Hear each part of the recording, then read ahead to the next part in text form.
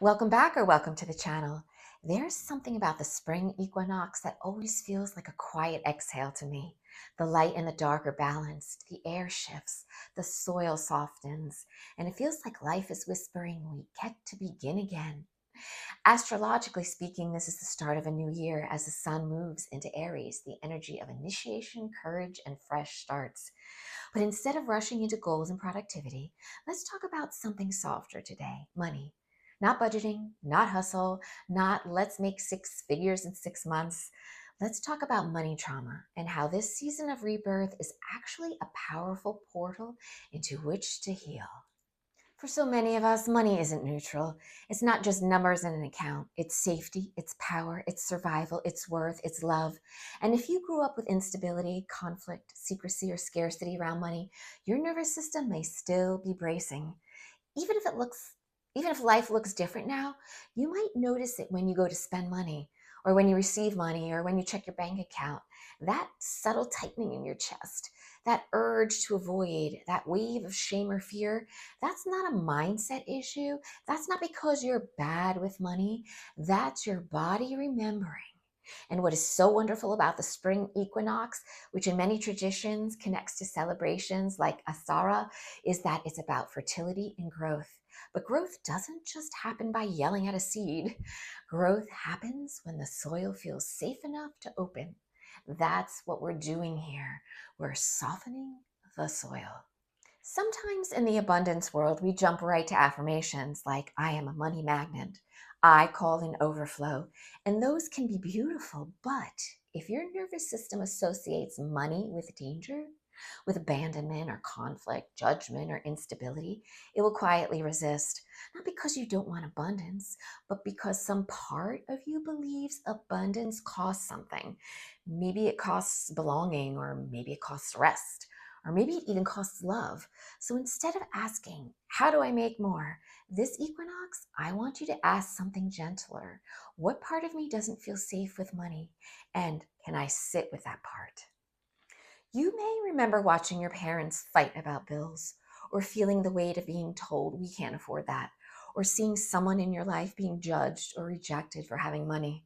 Or maybe you experienced sudden loss and your body learned that security disappears. Well, those imprints, they don't vanish just because you read a wealth book. But here's the beautiful part. The equinox is about balance, light and dark, equally held. So if you let yourself hold both, maybe you could carry scarcity patterns as well. But you can also carry the capacity for abundance. Both truths can exist in order for you to heal.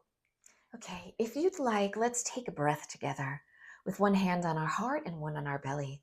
Let's let our body feel the chair beneath us and the floor holding us, the air just moving in and out. I am safe in this moment. I am safe in this moment. Safety is the root of sustainable abundance. From there, you might begin to imagine a different experience of wealth. Not chaotic, not overwhelming, not performative, just steady, regulated, calm. So what would it feel like to receive money without guilt, to spend without panic, to grow at a pace that doesn't burn you out? That's the kind of abundance I believe we're being invited into, especially under the brave, initiating energy of Aries. Not reckless expansion, but courageous healing. So some of our money wounds, they are not just personal. We live inside an economic system that creates inequality and stress. Many of us inherited survival patterns from generations who truly did have to fight to survive. So acknowledging that it is not victimhood, it's compassion. You are not broken for feeling anxious about money. You are patterned, and patterns can shift slowly, safely, and season by season.